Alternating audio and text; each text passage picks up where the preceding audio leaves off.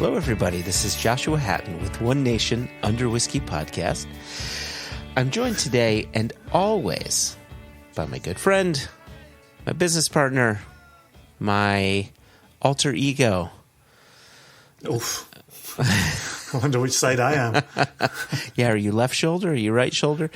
Mr. Jason Neil Patrick Harris Johnston Yellen in the hizzy. Woo-hoo. How you doing, Jason? Bring it in. Bring it in. Look, my hands are in the air, and I don't care. All right. Is that how you were waving them? As if you just don't care? Absolutely. Thoroughly. I'm still thinking about which shoulder I am of yours. To be honest with you, I don't know which is which.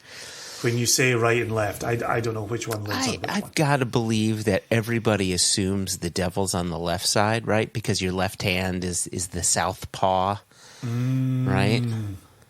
The devil's hand, as we call it in Scotland. Oh, there you go. The devil's hand, right? So it's got to be the left side.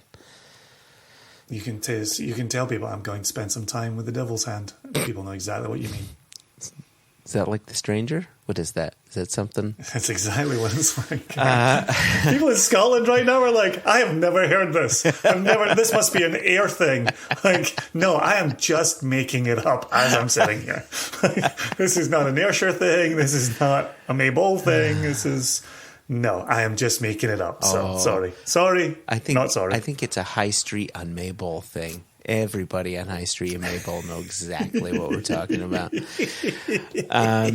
So listen, Jason, go ahead. I was gonna confess. All right. I have at least one left-handed uncle, and when he was growing up, it was definitely considered the devil's hand, and you're not meant to be writing with your left hand. That part is 100% true. You couldn't write with your left? Is that true? You're not allowed. You were not allowed. You weren't allowed. Could you correct with your left? Oh my God.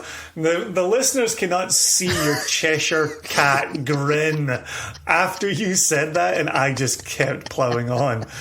Nobody could see how pleased you were with yourself. The pride you took in that. It's only going to get worse, and you'll see, because I have a specific question here for you, Jason. I know you do. I know you. I'm not gonna lead the host because I know exactly what question you're gonna ask me. Last episode, you couldn't answer it. Last episode of Extra, I poked at you about this. And here we are. A good 3 to 4 weeks in to the official launch of Indiana Jones 5, The Dial of Destiny. The Dial of Destiny. And you have finally seen the movie. Solo or with the family? It was going to be a date with myself and Tamara. And then Zev at the last second said, my buddy's going to come see it. So is it okay if I'm in the cinema at the same time as you? Oh. Knowing that we were on a date. And it was like, of course it's okay that you're in the cinema. And then he showed up with his buddy and his buddy's family. So we ended up being... I think there were 8 of us watching it when Tamara and I had gone out to watch it on a date night. I think it's... And it was great. It was fun. I like seeing people. It's perfectly fine. No, it's good. But, like, does any part of you, like, it's kind of weird that your kid's with another family? Well, and we all sat together. Oh, you did? We were all one back row of people. So you couldn't do any necking. There was no necking happening. Well, we did. It was awkward, but yeah, we have some. No, we did not. No, Joshua, we did not. We pulled the ripcord on that option. So, but I tell you this: go ahead. As I sat there watching this movie, I'm thinking to myself, what is this joke that Joshua has had in the chamber since he first saw this movie that he has mentioned multiple times? And will he remember said joke when the time comes to tell it? So that was in my head when I was watching Indy. So my question to you is, before I tell this joke, Do you agree? Because we can't give spoilers. I'm certain there's right. It's too early. You've got to right? be real careful here. Yeah, real careful.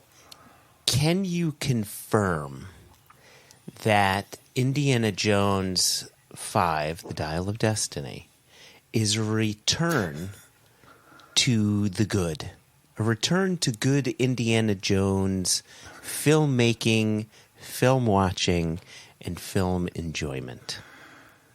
It's interesting to me that you keep calling it Indiana Jones 5, The Dial of Destiny, when it's just Indiana Jones, The Dial of Destiny. They have not put a numerical value on this movie. Well, it's the fifth movie.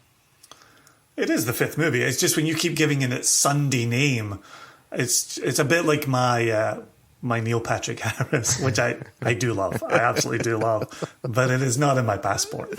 And Indiana Jones 5 is not in his passport. Okay. So...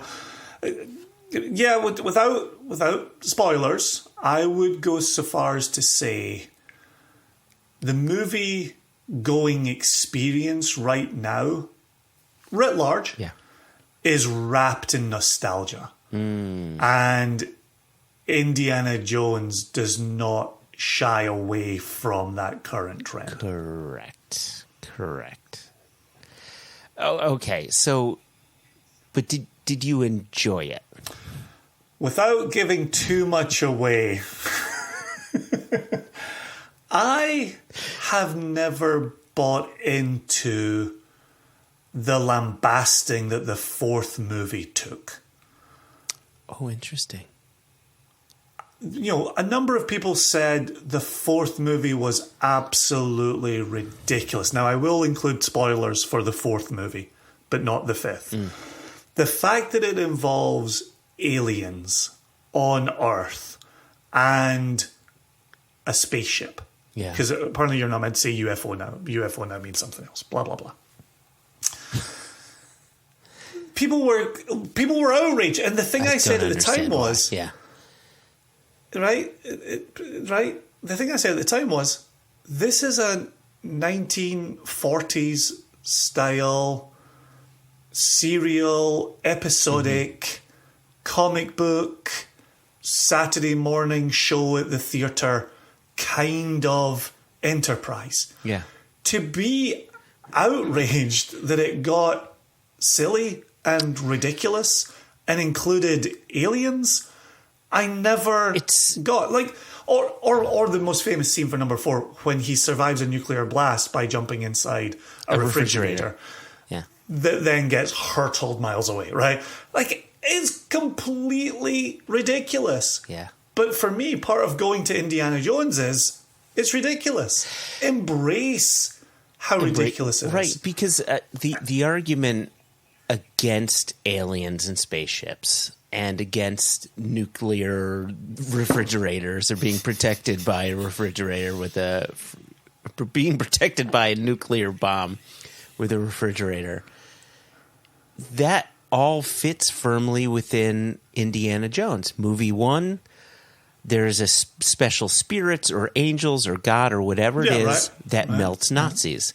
Episode 2, this cleric guy rips out a guy's beating heart. The guy stays alive and his chest closes up, and then he gets burned, and then the heart burns. Right?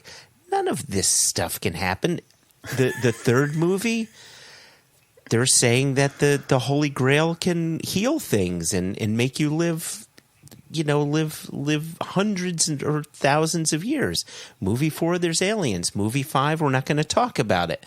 But each movie has a spot where it says you're going to experience the fantastical and you need to be okay with it. So the fact that people complained about aliens in the fourth movie as being ridiculous, no. The reason why I didn't like the movie is because I thought Shia LaBeouf's character was not great. They really seemed to lean on in the fourth movie, in the Crystal Skull one, Harrison Ford being elderly. They almost seemed to play up him moving a bit slower, which I think they remedied in the fifth movie. And so those were the things that I disliked about the fourth movie the most. But just real quickly on that point in number 4, my thought in the cinema was they were preparing to hand the reins of the franchise off to Shia LaBeouf. Yeah. Right? That's what I felt in watching that. And so, Indy was getting old and Indy was aging out, but here's this young upstart greaser ready to take on the mantle. Yeah. And Shia LaBeouf is not particularly good in that movie. But there's still a lot of fun, silly things happening in the fourth movie. So to answer your question, I thought the fifth was more of the same. And I thoroughly enjoyed it. I very nearly went back to see it a second time 2 days later, but it didn't quite fit in. I ended up trying to finish a book on actual Nazis rather than going back to the cinema. Jason, I keep telling you, stop trying to read Mein Kampf. Like, stop. I tell you, man. It's terrible. It's terrible, Jason. I tell you, man. No, actually, the book, if we're going to recommend a movie, I'm going to recommend the book. The Escape Artist by Jonathan Friedland was magnificent. Tells the story of the first Jew. He was one of two, but the story of the first Jew to escape from Auschwitz. Oh, wow.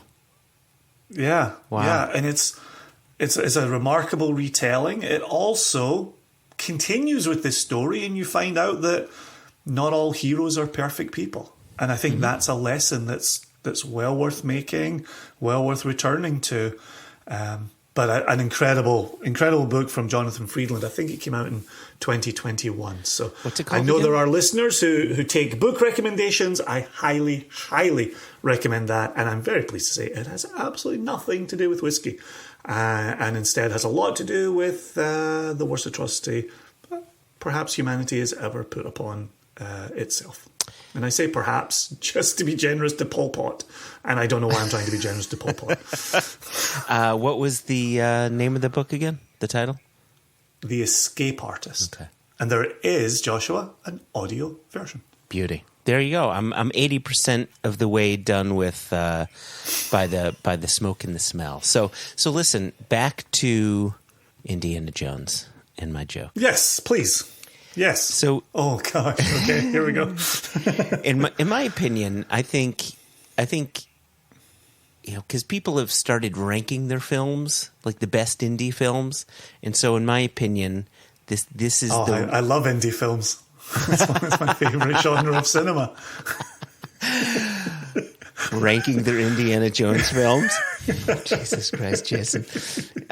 In my personal list, in this order, is 1, 3, 5, 2, and 4. Oof. Those first three are a slam dunk. There's no doubt about it. Oh, you're going to put 4 before 2? You hate Temple of Doom that much that you're going to put Crystal Skull. I really do hate number 2. I really do. Well, just clean up properly. I think it's fine. But I also think it has aged less well than the fourth. Like the fourth makes a safe return to Russians, right? Right? And it's it's pretty crisp and clear there. I think the questionable racism of the first one is more an out-and-out racism of the second. That in its time, the 80s, it was what you said. It was how you thought about people. It was how you looked at other cultures. Yep. And I just don't think it's as easy to sit with in 23. So if casual racism were still cool today, you'd have a different opinion of the movie. Yeah. Oh, for sure. Who knew casual racism would have an expiration date? Who knew? So here's what I have to say, Jason. I think that because the second and fourth movie really were not that great, it only proves that these Indiana Jones movies can't even, which is really odd. Whoa! Wow, this is like you can't write with your left joke from earlier. My God. I told you. There's my joke. That's my joke. Wow. This movie series cannot even, which is odd. There you go. Wow. I've been sitting on that stupid joke. I'm going to sit with that. 4 weeks.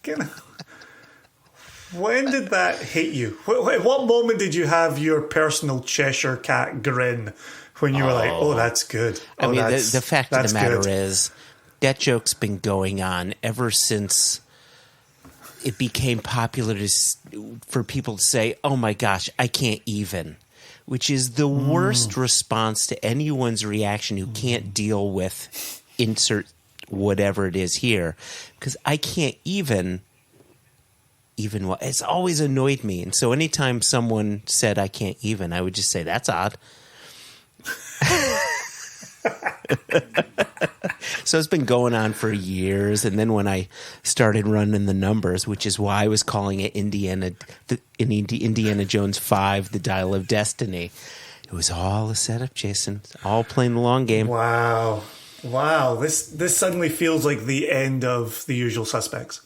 Like, I feel like our, multi-minute conversation is now, like, I'm seeing clearly, oh, that's why he said that. And, oh my gosh, and written on the underside of my cup was Indiana Jones 5. Like, wow, this is just... That's me. That's Kaiser Sose walking away. I don't limp anymore, Jason. Wow.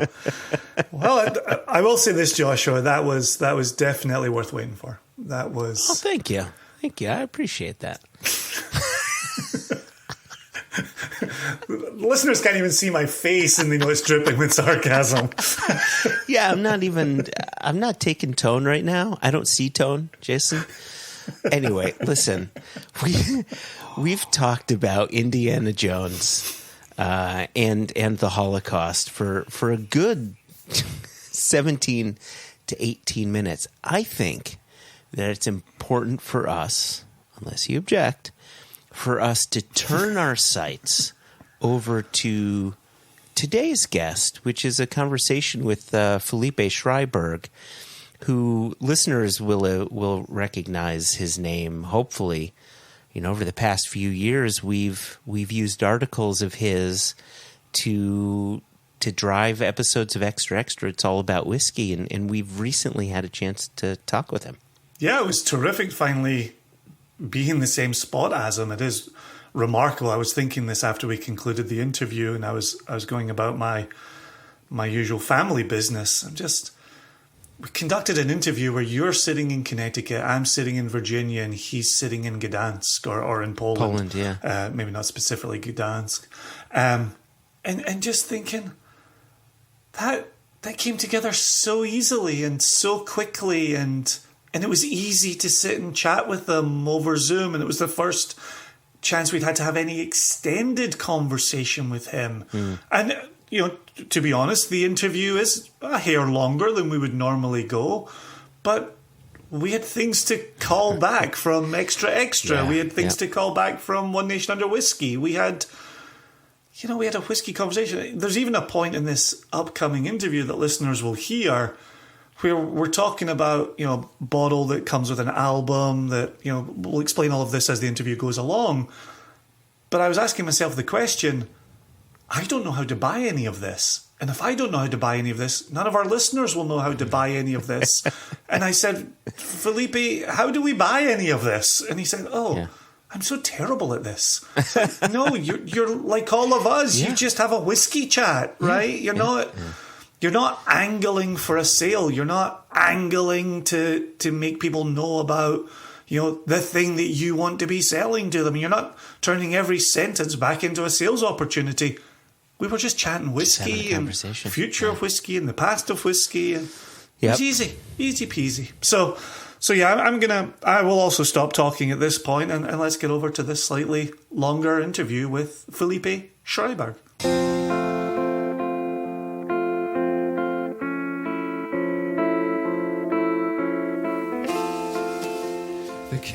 Felipe Schrieberg, thank you so much for joining me and Jason today.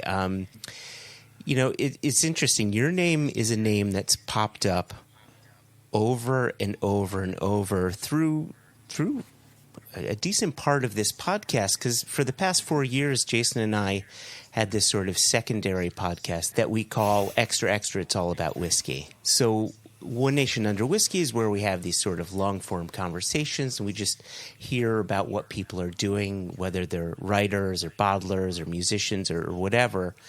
But in Extra Extra, we always source a whiskey news story or a whiskey adjacent news story that strikes our fancy, and then we read the story and we riff on it for a few minutes. And your name has come up a number of times because of some of the articles that you've written.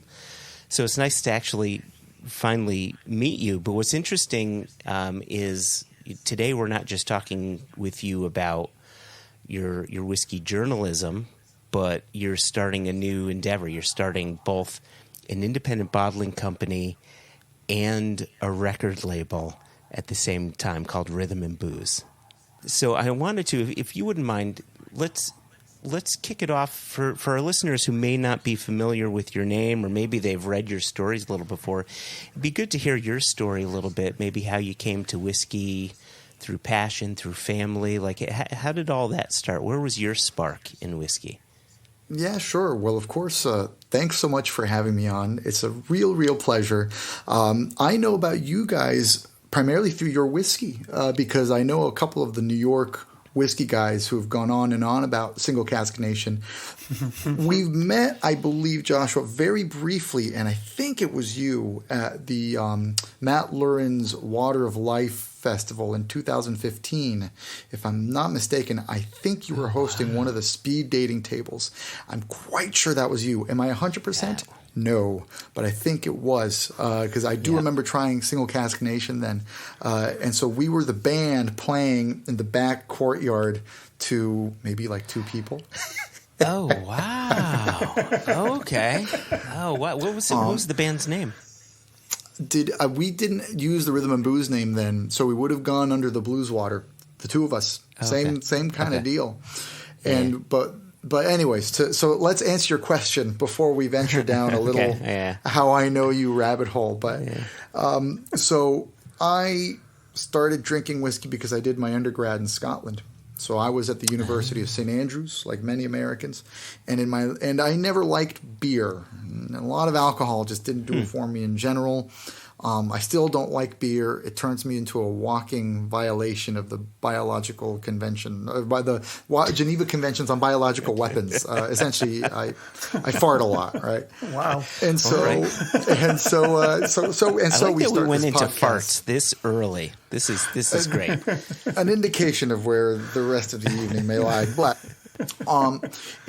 And so I could never find something that really worked for me that I really liked that much. Every once in a while I'd have a whiskey and it's kind of like, I kind of like this, all right. And then my last year, my undergrad, I discovered there was a student whiskey society that's been there under my nose the whole time. You pay £6 and you get to try absurd quantities of world-class whiskey. And this is the Quake Society at St. Andrews, which I believe is still going strong. From that, I fell in love with whiskey. It was me and a good buddy. We would go to these tastings. Then we'd go to the local spirits shop, a phenomenal shop called Luvian's. They'd have these awesome single malts on sales for like 20 quid. So you tenner each. We'd get through a bottle of whiskey in like a week, maybe a week and a half. We'd go on to the next thing that's on sale. And so we really fell in love with it that way. And then from there, I moved to Edinburgh to do my master's. And I worked at a whiskey shop called Robert Graham for about a year during my master's. And from there, I was able to taste a lot more and really start to get a bit more geeky with it, understand what's going on, develop more of a language of taste, shall we say, as well. And things just kind of kept rolling. I ended up then doing my dissertation on sustainable whiskey distillation on Islay. And then I started running tastings. And then I started writing about whiskey. And it somehow then became a career, essentially from there. And so I just kind of fell into it. I've kind of kept trundling along ever since. And then on the music side, I've had a blues band and still have a blues band in Edinburgh for a long time. We've gone for over 10 years now. And so that was a band called the Blues Water. Now, our former drummer, now my current drummer with this project, the musicians will get this. For other people, it just gets a bit silly. But So we loved Isla whiskey in particular. So we had the idea, let's do an Isla tour, but we don't want money. We want a bed, we want food, we want whiskey. So off we went, and this was 2012. So I just started my master's back then. And because we didn't have a band name or anything to show for it, we simply stole this other band name, the Blues Water, even though that wasn't the Blues Water at all, to just be able to say, hey, here's a video of us. What do you want us to play? Because we didn't have any recordings of the two of us playing. And off we went to Isla. And it was one of those definitely was a life-changing trip in that definitely set me on the path of starting to think about combining music and whiskey. And while we're out there, we meet all these incredible people. We try all this incredible whiskey, lots of great kind of experiences and stories. We're in one hotel no longer with us called the White Hart Hotel, which was a dodgy, stayed there. Dodgy place. Real dodgy. It's gone now. They've renovated into something fancy now. So I think it's called Number 1 Charlotte Street or something. Anyways, so you guys have the knowing nods. You know what that place is like. We're playing a gig there, right? And this very, very merry lady comes up to us and she goes, Boys, you guys are quite good. Yeah. I'm the distillery manager of Lagavulin, and you're going to come into my office tomorrow, and I will crush you. We're like, what? It's like, we're not sure you are what you say, lady. This is a bit ridiculous. She goes, you're coming to my office at noon tomorrow. It's like, all right, well, we love Lagavulin. So, in fact, I'm actually, I don't have a Lagavulin t-shirt on me. But so we show up at noon the next day. Georgie Crawford was indeed the distillery manager of Lagavulin. Mm-hmm. She locks her office and starts with, 3 fingers of new make, 2 hours, and proceeds to crush us. And over the course of that... a woman of her word. Completely. And over the course of that drinking session, she goes, you guys should come and play the Fay Shield. And we're like, the what? There's this, and we never knew there was a whiskey festival that's over a week long that happens on the island every year. Yeah. And then, so that trip was 2012. So in 2013, we went to play at Lagavulin at the Fèche, and we've been going to the Fèche every single year since. Did you play there in 2019? Wow. Yes, we've been there every year. Yes. So your drum was a cask. Yes. I saw you play. I spoke with you at the Fèche in 2019. See the plot's the whole time I'm like, man, his face. And yeah, there we go. Okay. So that project came about with the whiskey castrum. We can get into this later. So that was somehow I managed to convince Diageo to let us stretch goat skin over 2 sides of a barrel. That was a fun project. And so that castrum is still out there, but we can talk about that later. In any case, so from doing the Fèche, we then started thinking about how can we do this the rest of the year, and that's the Rhythm and Booze Project. Now, confuse things. So you have the Rhythm and Booze Project and now Rhythm and Booze Records. So maybe faulty branding on my part. But Rhythm and Booze Project, that's a 2-piece band that combines music and whiskey through gigs and videos and theater and events. And then Rhythm and Booze Records is us taking that idea of combining music and whiskey a step further, going outside of live performance. And the idea with this is, as you guys know, the front label is the album cover featuring the band. The back label will have a QR code where you can stream and download the music from that band, but that music is not on any streaming sites. It is exclusive to the bottle. So the music is made to go with the spirit in the bottle, and the spirit is made to go with the music. They are curated and paired together. And so that's what I'm now working on and hoping to very much scale up over the next year. Yeah. For now, we've got our first release out. We literally now officially can now send and sell bottles to the U.S. without resorting to dirty tricks. We got a retailer on board that's able to ship, and they have a warehouse in New York, which I'm very happy about. And so we're using ourselves as guinea pigs. So for the first 2 releases, it's going to be our own music.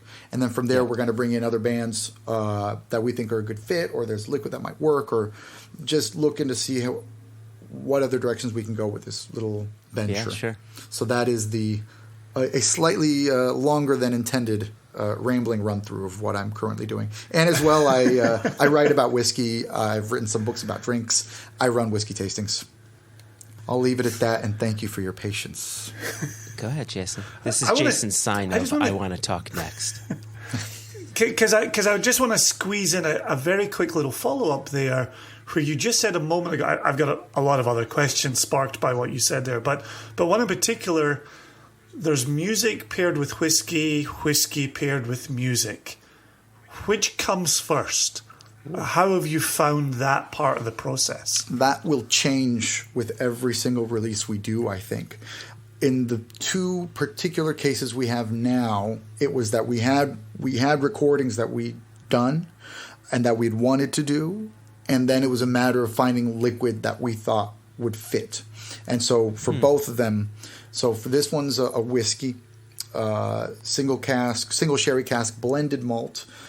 We think, we're not actually 100% sure, it's Edrington malts put into, blended together, so it's like a naked grouse on steroids, essentially. Yeah. Yeah. But there's a little bit of smoke in there that's quite nice. And so that, when we tried a few different samples, we were sent this and we were like, that's the one. That's what works. Yeah. That rich profile with the slight smoke, that goes well with kind of two-piece, raucous blues music kind of thing. Then the thing we're going to come out, we have a rum coming out. We're hoping October. We believe we're going to get it ready by October, especially the lessons we've learned from doing this whiskey. That's a Latin pop quartet where I sing original songs in Spanish. And so we got a rum. And so we wanted something that was quite tropical to go with it. And it ended up working quite nicely because we tried a few different samples. Then we got a bunch of grain whiskey in because we thought a grain whiskey, nice and tropical aromas, lots of cream and vanilla. That would go well. Nothing fit. We got a few amazing grain whiskey, some really old stock as well. No. And then this 4-year-old rum came in and boom. That's it. Wow. That's the magic.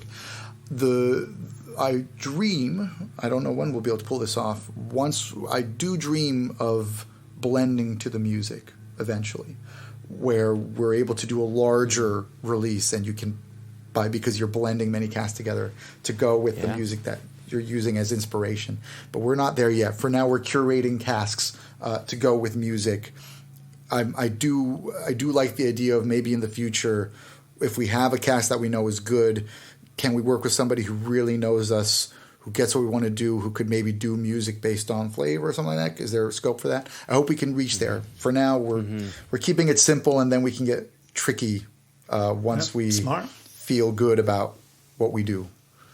Wow. Checks out. Good job. Yeah. So you've got the QR code tied to a single bottling that goes to specific music along with that single cask release or that release. How many songs are we looking at, and do you refill it? Do you ever add to that as sort of a return to the bottle, and maybe 6 months later there's another song that greets them? Like how are you looking at that? Joshua, I honestly had never thought of that until you mentioned it. It's a great idea. I never even thought about doing that. When the moment you mentioned it, it's like, that's actually pretty good. Maybe we should do that. Honestly, hadn't had that thought at all. The idea is it's 7 songs on both this one and the upcoming one, kind of like somewhere between an EP and an LP or whatever. So the idea is that the length of it is the amount of time it takes you to go through a somewhat healthy sized dram bottle. Somewhat slowly. Fill bottle. Yeah. Both are about between 20 and 25 minutes in length. 7 songs on both of those. Not married to whatever the content is, but they're until you opened your mouth there. That's just what it is. That's the package. That's what's in the bottle. That's what's on the link when you scan it. And every time you scan it, that'll take you to that exact private link where you can find those songs. Is how we have it set up at the moment. But now you've blown that apart, maybe. So. Wow. Yeah, it's a really interesting concept. Well, let me ask you this then. what connects you to music, right? Like from what you explained, connecting your songs where you're singing in Spanish to a rum, just on the surface, I see a connection because there's a lot of Spanish-speaking countries that produce a rum, and to me, from like that simply makes sense from that perspective. But from like, if you taste something that's sherry cask, are you gonna like, is that heavy blues? Like, if it's lighter flavors, is it light and acoustic? Like, how do you envision the music when you're tasting the liquid? It's a mix of things. So it's kind of based off just experiences we've had ourselves when we've done our music and whiskey events. We see how people are responding to different sounds, or we see how people are responding to different songs. We've done a lot of tricks, especially using peated whiskey as well, with really, really punchy stuff, and that's worked. So we just kind of knew, based on what we were about, what kind of profile we would want to our music. So we're applying our own subjective desires, or projecting our own subjective desires of what we would want to drink to our music. Yeah. We're not even, if you go thinking about what the audience might think, then I think you're going to drive yourself into a hopeless place. Yep. And the same was with the rum. And this rum isn't even from a Spanish-speaking country. It's from, I don't even know where, it's just Trinidad. That's all I got. Oh, okay. So it really is just, what am I looking for in the profile? Is that there? Does it check off what I envisioned, given what we do? In my own loose mental associations between sound, smell, and taste. If the answer is yes, bottle that thing, right? We've not I do hope as we go, we can explore things in a bit more depth beyond just gut feeling. Just because we're still figuring it all out and doing it cask by cask, and kind of really, and it was just more that, do we have music that works? Yes. Do we have liquid that works, that really does suit what we want? Yes. Is there a lot of scope to dig in the future in a way that could be really cool? Certainly. I really do think, and I do proselytize about this, we are at the tip of the iceberg. I think I even said this, and I think I even used the iceberg metaphor in the presser for this, that we are at the tip of the iceberg in terms of where you could take music and whiskey and how you combine it. There is so much more that can be done. This is our way of just trying to take that further based on our own experiences. But we're at the very beginning. Only now certain musicians are beginning to twig on to what you can do, and even then we're not even close to what kind of cool the kind of things that you can do in such a way that you're combining multisensory experiences in a really interesting way. We're not even close to there yet. The fact that I'm using the term multisensory experiences does make me want to throw up in my own mouth, but I do have to use it. I do have to use it. And then as well, though, with that, and I'm sure you guys know what's out there as well, there's also lots of gimmicks that don't really add anything in that sense. Yep. But there are more and more interesting things that are happening that I think have a lot of value in terms of creating a special context through which you both experience music and taste quality spirits. Go ahead.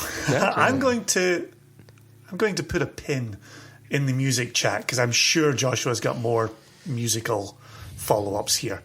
But if he's inevitably going to take it down a musical path, I'm inevitably going to take it down an academic path.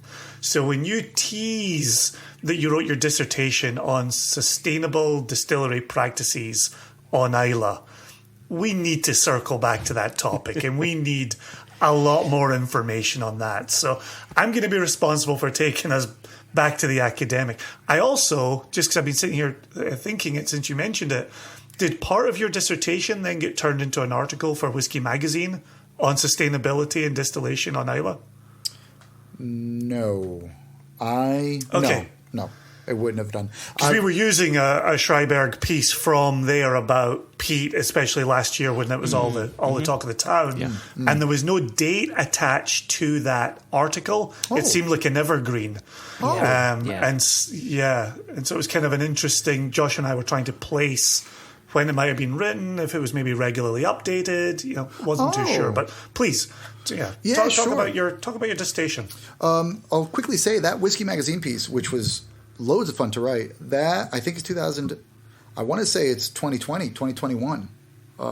Which is kind of where we pegged it, given there was something you'd made reference to happening the year before, and we kind of narrowed down some dates based on that. Yeah, it must have been 2021 because I still had hope that the SWA was going to release a peat guideline thing as they had promised. And at the time I wrote it, it was still within it was still within a reasonable timeline, and then that never got released. Anyways, my dissertation was thinking about distillation on Islay by applying a very specific sustainability, I'll call it a sustainability framework called the circular economy. And that was 2014, and it was nice because I went out there to the Fèis. We played the Fèis for the whole week, and I got the university to pay for me to go because then I stuck around for 3 days after and did all my smart field interviews with all the distillery managers after that. Yeah, and so that was looking very specifically. So the circular economy, the Scottish government subscribes to it in a very strong way, and nowadays it's all kind of falling apart, but we can leave that aside because there's a lot there. But the idea behind the circular economy as a framework is, if we look at generally how our economy works, is you take resources, you create product, you use product, you dispose product, and by doing it in this way, you're screwing everything up, which we are. So circular economy is, why not apply a systematic way of thinking where whatever you do, you frame it in terms of resources that can be circulated over and over and over and over again. And in doing so, you actually make money because you are actually reusing the same resources rather than having to spend to re-extract them or deal with the waste of them or process them or something. And so that, and I say this in a very bland way because the idea is meant to be applied across all areas of industrial activity. So I was looking at what can that mean for whiskey, and it was fun, essentially. There's back then there's things that you could. It was a little bit idealistic in that things that I put in there or case studies that I looked at. They're probably much harder to apply on Islay just because of the nature of it being an island. So that's what that work was about. Actually, if we're on the topic of sustainability, I literally came back today from England where we had just done a series of gigs with the Oxford Artisan Distillery. So I'm moving from Islay to England now just because we're staying on the sustainability subject. And what they're doing with grain right now is probably one of the most, if not the most fascinating grain feedstock experiments in the entire whiskey world and how they grow their grains. I checked them out if you've not heard of them. So because they're led by a crazy Canadian paleobotanist called John Letts. And what he's done is the fields that they use, they don't care at all about monoculture. They grow everything on one field, barley, rye, wheat, and they bed it, and they use heritage varietals that have longer stalks and longer root systems, so they don't need as much nitrogen. And they also have a whole system where the fields they grow on is also embedded with clover, which is a nitrogen-fixing plant. So it's these self-sustaining fields that don't have to go through fallow periods. Now we're going deep into the agronomy here. Keep going. Keep going. So you can keep... Don't stop now. You can keep using the same field over and over and over again. You don't need any fallow years, anything like that. No inputs into the ground. You avoid all the issues that you get around organic barley farming, which is a different kind of monoculture and more inefficient, slightly healthier for the soil, but certainly and probably not the answer in terms of being able to scale. So this is a really interesting experiment in being able to get reasonable yields and scale in a really interesting way. And they just got a lot of funding from Distill Ventures or from Diageo. If you want Yeah, nice. to that way as well. So Diageo thinks there's something to this as well. And it also helps that the whiskey they make is absolutely fabulous. So that's an interesting case study today. So I'll leave it at that. On the academic side of things, I guess, with the whiskey, and then pizza, and Pete's another one. Pete's another fascinating world. Though, let me know how deep you want to go with it, and we can go. But yeah, so there's a lot of interesting things. It's really interesting because there's a lot of really encouraging things happening within the industry. It's an industry that knows that it needs to think 20 years in advance, where so many industries don't know that. Yep. Because whiskey naturally thinks this way. It means that even the corporations are ready to get on board with lots of stuff and doing lots of interesting things. And at the same time, there's loads of room for improvement across so many elements of procurement or production or what else you want to look at. So, yeah. I would like to ask you the one follow-up on Pete. In terms of, we had this use until last year that included garden centres, and the whiskey industry was able to say, look, we're only 4%, we're only 1%. Really, we're a small corner of this. Now that garden centres have been removed from that equation entirely, and the whiskey industry is 99%, 99.9% of this use, what do you think that means going forward? Is the whiskey industry the next in the crosshairs for a full ban? Are there alternatives? What are you hearing on the ground in your conversations? Oh, honestly, I'm a little bit out of the loop, I would say, partly because I've had a baby, frankly, and also muzzle. Now she's a 2-year-old toddler. It's been a while, still, and also just focusing on my own projects. So I've kept slightly less up to date than before, as far as I'm aware, because I am. Whenever I hear anything, I do try to follow it down. I don't think there's been much happening since I last looked at it in depth. I've not seen anything from the SWA. I don't think they ever launched. Maybe they did, and I just didn't catch it. That's possible. I don't think they ever released that Pete strategy that they were going to, that they said they were going to, where apparently the entire industry was in agreement of what's going to happen. So I think it's still just kind of every company does its own thing to account for Pete, and I think that's just where it's at. I think because there's been slightly more attention paid to it, more companies are thinking about, how do we do offsetting or responsible extraction. But beyond that, I'm not aware of anything significant. I'm not aware of any industry-wide things that have happened since I actually last covered it. Sure. Well, it strikes me the extraction would be the natural next step, where instead of drying out an entire ditch and kind of clearing out all the microbial action occurring therein, it seems like this wet digging might be a way forward. And in our last conversation with Matt Hoffman at Westland, they talked about kind of wet extraction of peat, where you get something that just looks like a pile of manure pulled out of a much larger ecosystem. At that point, you're still disrupting an ecosystem in some way, is that appropriate? So I think, to my mind, that might be the way forward on those conversations. But in terms of industry-wide, we haven't seen anything come down and haven't heard anybody talk about it. But I've got a feeling it's inevitable at some point in the next 5 years, 8 years. I think some of the things you see is first, in terms of where you're going to dig your peat up from, you've got two different ecosystems you're disrupting. And you've got the kind of I'll call it your standard bogs.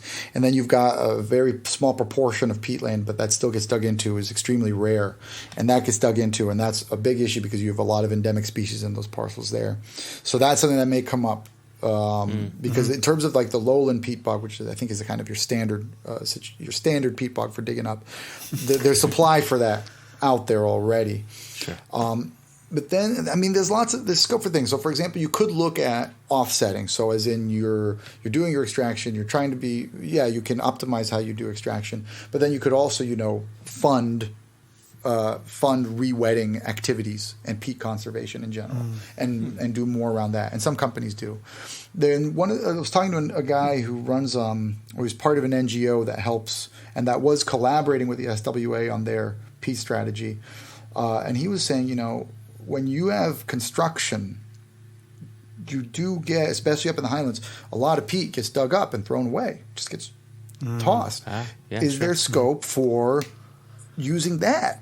Because then you're being a lot more efficient with that bit that's getting dug up for whatever development you need to do. So that's interesting. I've never heard of that happening within the whiskey industry, so that could be an interesting direction. But then a challenge to that, and he did mention it, is one of the things we're getting around peat, and I love peated whiskey, so let's be clear. But one of the things that's come with peat is also a lot of brands are tying the brand of their flavor to where they're digging their peat up. Yes, that is so true. If you're all of a sudden sourcing your peat from somewhere else that doesn't tie into what you're talking about, you're undermining your brand. So that could cause certain problems there. Because you've got to show that you're digging it up from, so let's say you're Highland Park. It's got to come from Highland Park. Yeah. So all of a sudden, but Highland Park, the Orkneys, they're delicate. It's a delicate thing. So they are working with the RSPB around bird preservation, but it's got to come from Highland Park. So you can't ship from somewhere else. You can't ship from them or whatever. Or if you're talking about Isla peat, in some brands I believe have shipped mainland peat over to Isla for things here, but there's some things that emerge that could become potential challenges to developing a greener way forward. That's another point that definitely I know for a fact was a sticking point in some of the negotiations that the SWA were having around moving forward on a strategy that the entire industry could agree on. So that's another fun little policy geekery, peat policy geekery fact there. Well, yeah, it makes sense. There's this ongoing conversation of terroir and whiskey, and I typically don't believe it for the most part, or at least it having an extreme effect on the flavor of your whiskey. However, peat is exactly terroir. It is the earth, and Isla peat is different from Orkney peat, is different from Highland peat, is different from lowland peat, is different from peat in Washington State, and so on. And so it makes sense that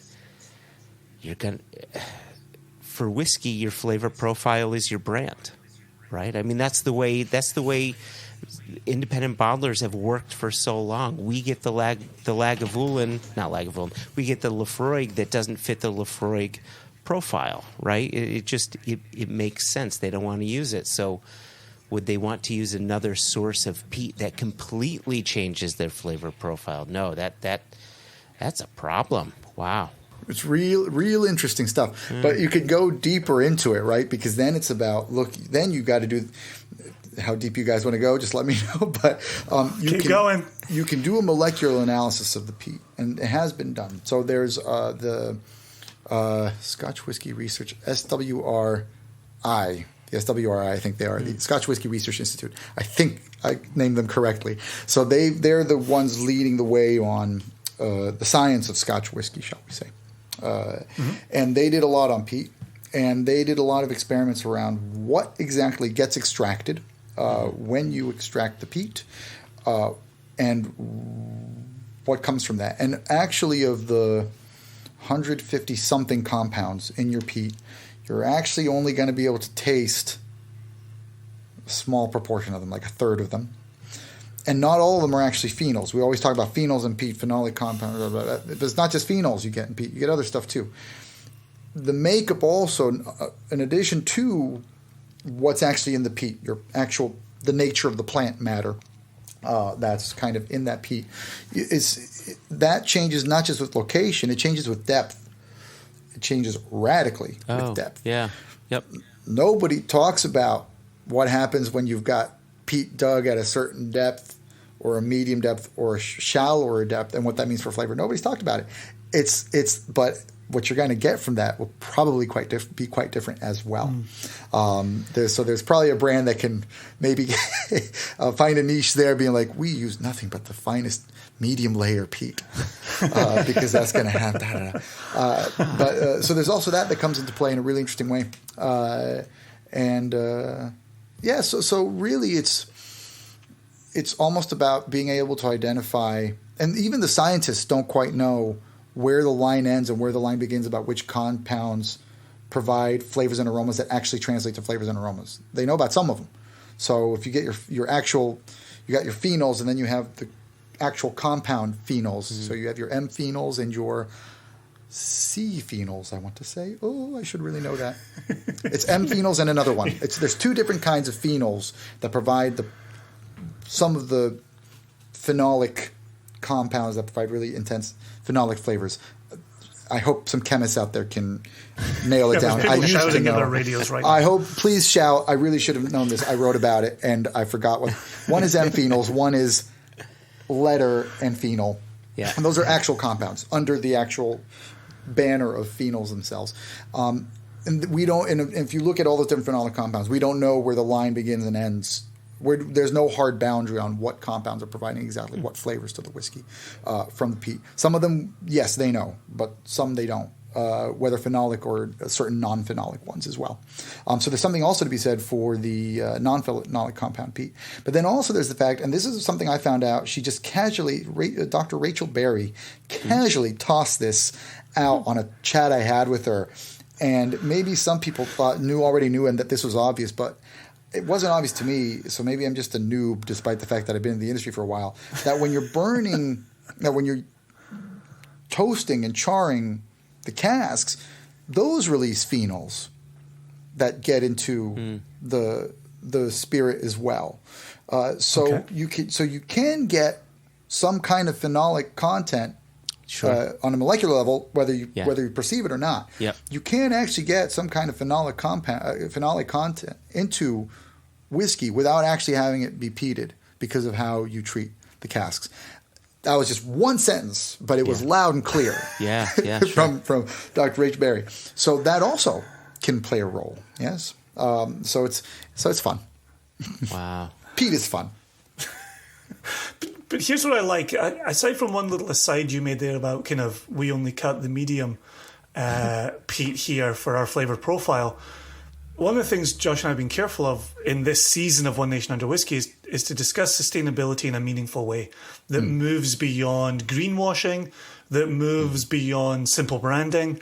And in everything you talked about there, even when you talk about different distilleries and different conglomerates, talking with the Royal Society for the Protection of Birds, right? Or hiking groups or land use groups or what have you. Like, I do feel like there are real conversations happening here about Scottish land use, Scottish ways of being. You talk about the Scottish government trying to be cyclical and getting themselves into a little bit of trouble. I'm assuming you're talking about the recycling glass program that we've been covering earlier this year as well, that has gone away for the moment but will return. And so I like the fact that the three of us can sit here and talk about meaningful ways to use land, meaningful ways to incorporate peat going forward, greater ways to learn about peat and phenols and break down what it is we love. One of the things that we're so aware of is knee-jerk reactions to you'll never take my phenols from my whiskey, right? It's like, well, maybe we could do it in a different way. Maybe we could get creative. Maybe we could use science. Maybe we could extract better. Like, there are very real conversations to be had here beyond either we're a brand who doesn't use peat or we're a brand who pulls from the middle. Like, I really want us to be having those very real conversations as we move this industry through the rest of this decade and into future decades. What's encouraging, I think, is that you have both new, small, innovative businesses doing really interesting things, and you also have the big players doing very interesting things. So that kind of means that, sure, there might be disagreement on how it all moves forward or whatever, because as you guys will know, and I lived for 11 years in Scotland, trying to get a bunch of Scotsmen to do something together is tricky.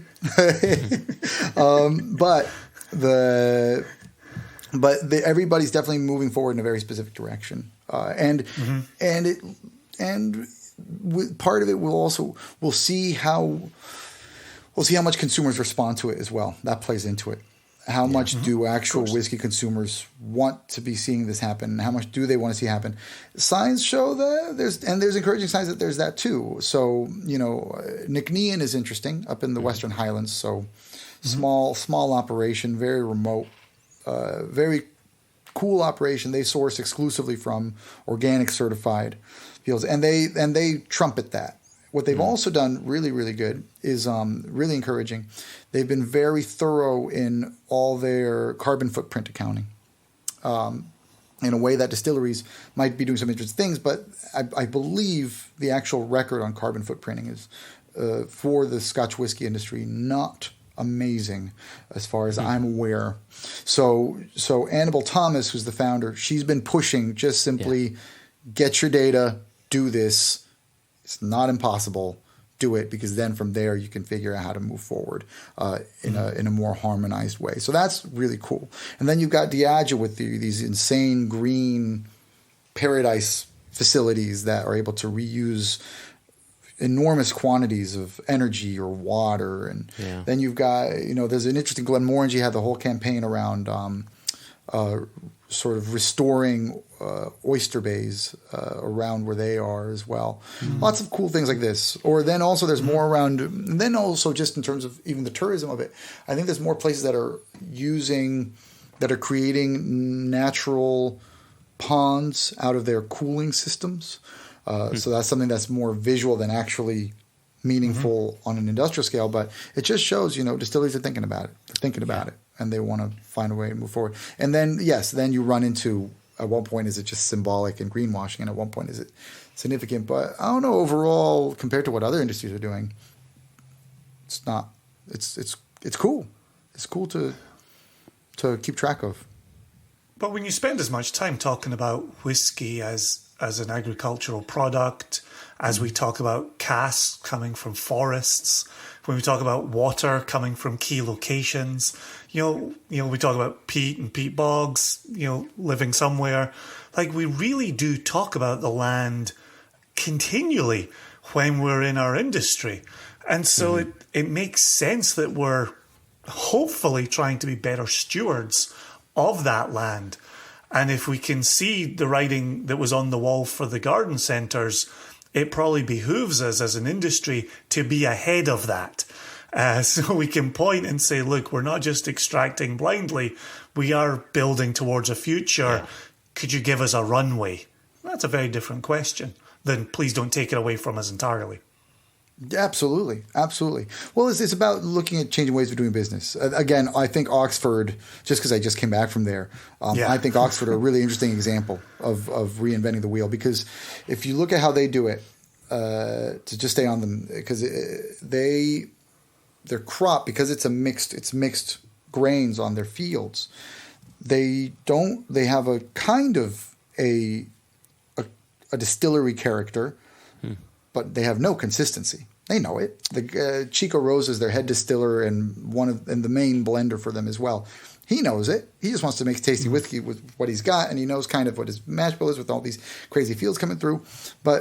And so they know what they're kind of going to get, but they don't have there's no official distillery character, house style, because of the way that the fields are constantly changing. So they're releasing their whiskeys as under years. So it's the 2017 bottling. That was what they did. 2018, and all of a sudden, where in the past where you had brands or distilleries release things in years, but really it was just a gimmick to make them look fancy like wine.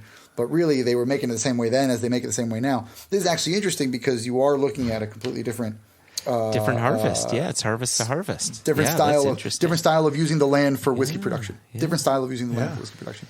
But then and then also that ties in, I guess, moving a little bit away from sustainability, with something like Glen Turret, where they also kind of openly acknowledge we're just going to kind of change the cask makeup as we go to make it tasty. Here's the 2020 edition of the 12-year-old, and here's a 2021 edition of the 12-year-old. It's a little bit different, still kind of similar, but a little bit different. And so all of a sudden, you're by changing how you approach what you want from whiskey, you change whiskey itself, or at least you change how people think about it.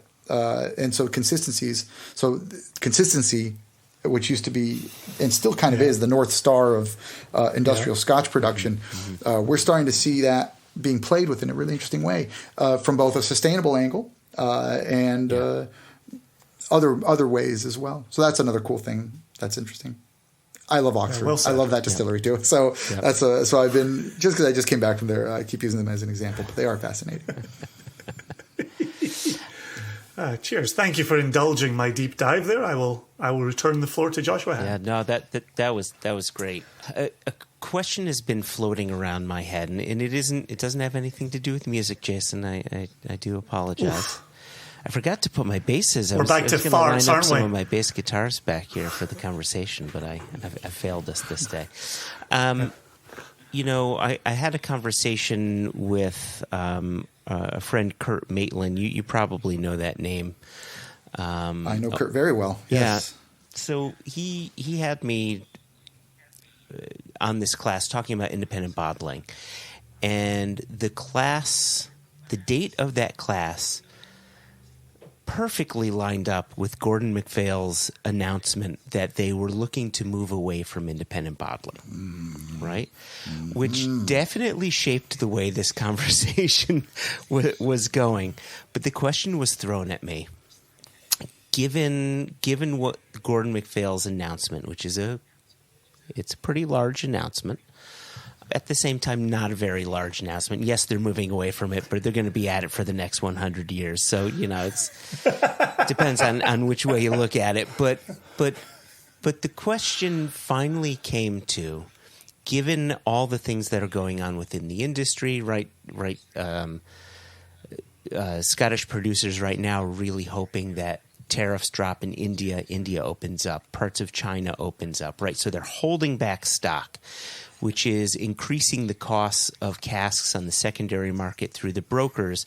And then you add on top of that this reemergence of cask investment schemes. The one that ruined so many families in the 80s is back again to ruin yet another series of families.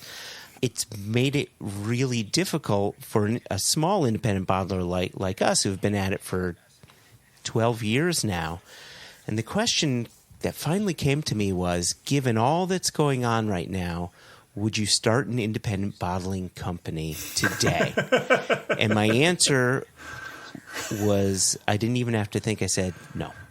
I said, we wouldn't do it. The barrier to entry is just too darn high to do it. And so I pose a different question to you.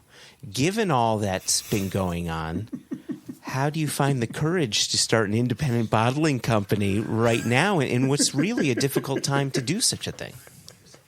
That's a very important question. You're absolutely right. And you've kind of covered everything the things that I've very much been thinking about in terms of what's happening within the industry. I'll give, just because you mentioned him, I will give a quick shout out to Kurt Maitland, because he was responsible for me getting a book deal, my first book deal. Oh, wow. Whoa. So I wrote a book about, so this plugging myself some more. I'm using Kurt to plug myself almost right now. But hashtag humble brag. That's precisely what I'm doing now. Forgive my arrogance. But Kurt very kindly out of nowhere recommended me to a publisher that he works with. And so I got my first book deal out of them. So I very much owe Kurt pretty much a lifetime of drams. But anyways. Awesome. So we went into it. The reason why we went into it is just simply we wanted to take this idea forwards.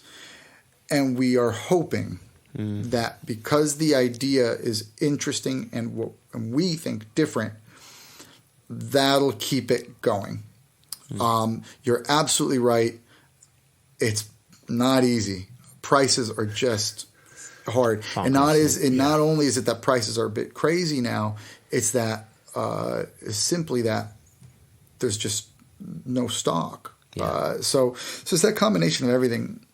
We do one of the things I am hoping on, and I've had some encouraging conversations, because right now what we've gotten through middlemen we trust, but they tell us, here's our price. Yes, we know. You let us know if you want to pull the trigger. It's like, yep, I get it. But we're hoping that we can work directly with distilleries who get it and are willing to be like, okay, yeah, you guys are all right. You don't need much. Here you go. Yep. I hope we can do this, because that will be very helpful. One of the problems we just ran into was, so this whiskey, we're able to retail it at 65 pounds a bottle for 13-year-old blended malt, single sherry cask, but 50 cl bottle. So it's not. So the price. So we think that's a fair price. Yeah. It's a price that reflects the quality of the liquid, and we do think it's quality liquid, combined with the fact that you're getting this music thing out of it in this really holistic package. Sure. I recognize it's not the cheapest thing out there. We think it's worth it. Otherwise, we wouldn't be doing this. Yep. So you get it, right? The moment I say 50 CL, you go, oh, wait a second. Yeah, okay. So we had a situation, for example, and we think it'll be worth it. We and also just the fact, because we run events regularly, we're about to do a run at the Edinburgh Fringe, doing like a theatrical blues whiskey tasting. We're going to include our whiskey in that lineup. So we're able to get a lot of people to try it. And if they feel good about it, then they'll buy a bottle. And hopefully that's how we'll be able to make it work in a tricky climate. Yep. But then I was in a situation where I was talking to a very lovely European importer. And he loved the idea, loved all. We were talking about how to make the numbers work. And he said, well, let me go talk to some shops out here in Germany, see what they think. And the shops kind of said, cool story, bro, but not at this price. And the reason why the Germans are saying this is because the Germans are 10, 15 years behind, where the German bottlers got a bunch of casks when they were still cheap from really cool distilleries, and they bottle them now. Yep. And they're able to you can still get, so if you go out to Germany actually and go to like and there's lots of amazing whiskey shops out in Germany, for example. You go out to Germany and other European countries too. You go out there, you get all these insane indie bottlings for like 60 euros. Yeah. Yeah. You don't get that in the UK anymore. I don't know and I'd be curious to know what it's and I guess your listeners already know, but I'm curious to know what's it like to be an indie bottler working with Scotch in the US, because I'm curious about that. The UK is what I know, despite my American accent. So that's an interesting thing. So it makes the European side of things tricky for us outside of just shipping to fans that are out in Europe. So we're essentially, so the short answer to your very important question is, yeah, it's hard. We hope we can make it work because we're special. Well, I've never felt more like a bank manager in charge of somebody's business loan than that last statement. Like, whoa, okay, I believe in you. I believe in you. It's essentially on the dotted line. I think it's because we're going out there ourselves with our events. That's how this is going to work. If we were just trying to market it in kind of your typical ways, probably we'd be in trouble. Is what I think. I don't know. So how about you guys? And how has that changed how you're doing your bottlings, and how has that changed how you guys do business?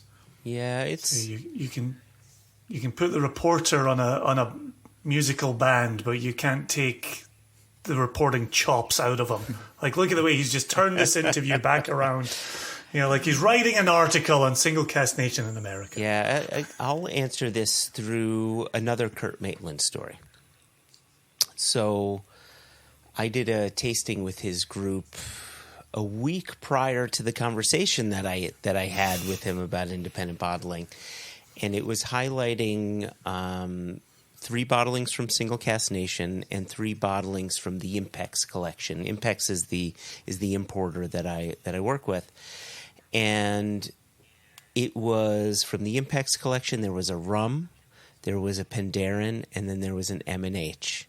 And then from the SCN side of things, there was a rum, there was a Macmira, and then there was another whiskey. I forget what it was, but it wasn't Scotch. And the point that I was trying to make was American consumers better get used to more independent bottlers releasing things other than Scotch whiskey, because the prices become such that if you didn't buy even 3 years ago, the prices that we're seeing now makes it cost prohibitive to bring the stock in, unless you have direct relationships with distilleries, which we do, and we continue to have that, and we'll continue to release whiskeys through those relationships. But because of the U.S. 3-tiered system, everything we do is already 30% higher than everywhere else. So we always, buying at bottom dollar or bottom pound, I guess, really isn't a thing at the moment unless you're distillery direct. So as a bottler, we're shifting a bit of focus. Hopefully I'm not talking too much out of school. It's right now in the U.S. there's a boom with American single malt whiskey, and that's really special to us, and it's a movement that we're really getting behind, because there's some special shit happening, and we want to highlight it. And when we got into this in the first place, we were bloggers. We were bloggers who cared about Imperial or Lechig or whatever, and we were proselytizing these distilleries, these brands. And that part of us never went away. That part of us stays true as independent bottlers. So until things start to change in Scotch whiskey, we're going to start shifting our focus. Maybe we add in some more rum. Maybe we add in some more single grain, right? There's still some deals to be had. And at the end of the day, for us as independent bottlers, our job is to provide new flavors to our consumers. And you can continue to do that through Scotch whiskey, but you can do that through many other styles of whiskey and other styles of spirit as well. And so, so hopefully that answers your question. Maybe bigger picture than just to what's going on with us. Yeah, absolutely. Yeah, I wanted to spin that one around as well, Felipe, to ask you, the way you're describing the label, the bottle, the brand, the whiskey, the experience, the music, it almost sounds like direct consumer would be your particular friend. Has Brexit kind of put the kibosh on you being able to bottle this in the UK, store it in the UK, and then ship it direct to consumers around Europe and the US, as you mentioned earlier? We're too stupid to know better, honestly, is the answer. It's that we have the people who bottle it, and then we've got the partners who are able to then just ship it out wherever it needs to get shipped out. That's it. We're so small scale. I mean, this first release is 1,000 bottles. The rum, I think, is going to be 400 bottles. It's a number. It's a big number for us, but for other, it's a tiny drop compared to others as well. So really, and we are going into this aware that probably most of our sales are going to be UK sales, just because that's where we do our work as a band and with our events. Sure. So there'll be, we do have people that we know out in Europe or the US that we think will be interested and might want to push it forwards. And now that we can do the US in a way that's not ridiculous, hopefully, we can get more of a relationship with US consumers. But yeah, we have partners that can send it out there, and we'll see what happens. Most of our sales will be the UK. So where can one buy this? I've been listening for this answer myself and haven't heard it, and so I'm sure the listeners are listening carefully as well. It means that I'm not doing my job of coming out here and plugging my own product, really. I'm too busy talking about, let's talk about Pete, guys. Like, that's what's really interesting here. We derailed you. We apologize. No. So we're working through a retailer called the Spirit Co., and they have set up a very impressive delivery network, being able to get things, and they do it legally too. They're able to get things to countries that normally it is tricky to get those things to those countries too, in a way that's not prohibitively expensive. So what it would be actually is that you would go to you can go to our website, you click on the shop link, and there'll be two links there. One will be kind of the link that we've been using, where you're buying through our normal UK retail partner, an indie bottler called Dramfool, who are wonderful. But then there'll also be an option that if you're in the US, Poland, where I live and where I'm at now, and a couple other tricky countries, go to the Spirit Co. because they'll be able to sort you out. And so essentially between what Dramfool can ship and what the Spirit Co. can ship, we can cover a lot of countries, including tricky ones, and now the US, which we're really pleased about. We weren't actually expecting to be able to do the US with this first release. We were hoping to eventually do it, but that we could do it comfortably with this first release is something we're actually quite pleased about. Awesome, man. Best of luck. Best of luck cracking those markets, man. Yeah. We'll see. There were two other things that I wanted to mention really quickly, and they're going to be short. I don't know if you know this or remember this. Maybe you do know this. But both you and Jason were made keepers on the same night this past October. So we're a group of 3 keepers. Lovely. There you go. Keeping it Rock real. on. Yeah, I like that. That's why I rolled up one trouser leg. And then 2 final questions. And Jason, if you have something, please. Maybe this is more of a statement. Whenever you need a punk prog band with influences of Zappa, Iggy Pop, Captain Beefheart, The Kinks, and Talking Heads, give me a ring, because we're happy to join you. And if you're like, man, that music's terrible, it'll never fit with any of my whiskey, that's understood too. But most importantly, this is fresh off the ground. What has you excited in these next few years? I mean, you're already talking about exciting things. The fact that you're going to be able to ship to the U.S. straight out the gate is really exciting. But do you have other things that are on the horizon for Rhythm and Booze that you're really excited about and want to share with the listeners? This record label is it. It's our way of approaching, again, puke in the mouth, a multisensory experience holistically. And we think we're doing so, and we are putting all our love and devotion into it. Yeah. Which therefore means we're not some gimmick. At least I don't think we are, because we have put a lot of thought and work into it for a long time. Yeah. So this is what we want to do, and I think then the scope to develop it is we're starting with great music with great single casks. Can't go wrong with that. But I would love to do larger scale stuff where you can look at collaborations around blends, custom blends. You mentioned that. I think that would be my dream. My dream would be blending to the music. Either you blend a single malt or a blend.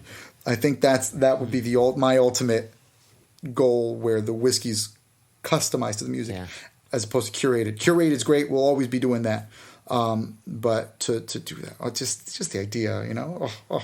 And also, I've always wanted an excuse to do some serious blending too, because I think it's such a fascinating art.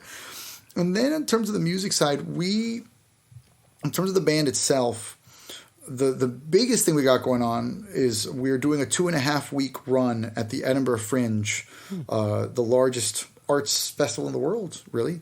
We got a show called 2 Guys, 3 Drams, and kind of does what it says on the tin. We lay down some tunes. We've got 3 whiskeys, and we do sort of a theater show, interactive theater show, where we play blues tunes, but also educate people onto how to sound clever about whiskey, so they know how to sound clever whenever they're drinking whiskey for the rest of their lives, even if they don't know what they're talking about. We also are showcasing some really interesting whiskeys as well that people wouldn't normally think about buying or trying. So now they get to try it, and that's something that's quite cool. And so we think there's scope to do more with that theatrical element. We've done the show before. We did it last year. We sold every single ticket on a 10-night run. Wow. So now we did 10 shows last year. Now we're doing 34 shows, 2 shows a day for 17 days this year. Holy moly. So I'll be performing, because then we got some other bands that are performing at the Fringe. So I'm doing something like 45 gigs in 19 nights, I think it is. Looking at something like that. So yeah. I don't think that math works. How many people are you? Are you alone 3 people? Because you got places to be. Yeah. It's actually I've done more at the Fringe than this before. My record is 103 gigs in 23 nights in 2016, and I was producing 11 blues-based shows at the Fringe as well. I don't know how I did it, but yeah. Some people do some insane things at the Fringe. Somehow you find the stamina. I guess so. Joshua, you'll relate to this. So when you're hustling as a musician, what you want more than anything is you just want a gig, man. You just want a gig. Like, yeah, sure, there's this whole business element and trying to get your music out there, but really, you just want gigs. So the Fringe is, here are all the gigs you could possibly want stuffed down your throat. Process it and deal. And so it's the gigging musician's equivalent of those Catholic flagellants that would get on their knees and flail themselves as they crawl to some venerated statue somewhere. And so that's kind of what the Fringe has been for me, this kind of combination, agony and ecstasy of just gigging. And so this year will be no exception, which will be fun. But yeah, so with this, it's we think there's more scope to develop that theater element. Before I started humble bragging more about myself, which I've done slightly too much, I think, over the course of this interview, with apologies. I didn't intend to, I promise. But we did the show for Glen Scotia. So we'd done it in the Fringe before, but then Glen Scotia asked us to come in and to do the show, but oriented to Glen Scotia whiskeys. And we said, sure, that sounds great. Let's do it. And we did it. And it actually ended up being, we knew it was going to be good. It ended up being much better even than we thought, because it created this really intimate, intense experience where kind of the whiskey was this really interesting go-between. Where in the theater show, the whiskey is that go-between for an interaction with the audience anyways, and it's brilliant. With the Glen Scotia, because you're at the distillery, people have come for this. It was something that became somehow, to everyone's surprise, more intense than anticipated. So I think there's a lot of, I'd like to do more of that. I'd like to explore that more. And we've got some things lined up where we can do that. So, but in general, and then also, yeah, we've got some other projects on the go, but that's, I think we very much think deeply about how live performance can be used as a way to enhance the whiskey drinking experience, and then vice versa, the experience of how can you use the whiskey drinking experience to enhance and create even more of a bond between performer and audience, and just simply create something for the overall group that includes both. Wow. Hey, have you spoken with Hans Fringa about this? I imagine. Okay. Yes. Yeah. If there's anyone you're speaking with, it's Hans. Yeah. Yes. Instant head nod on that one. Yes. So Hans has been kind of ahead of the curve of everybody, I would say. He was definitely one of the first to explore it. Dave Broom also has done some fascinating work.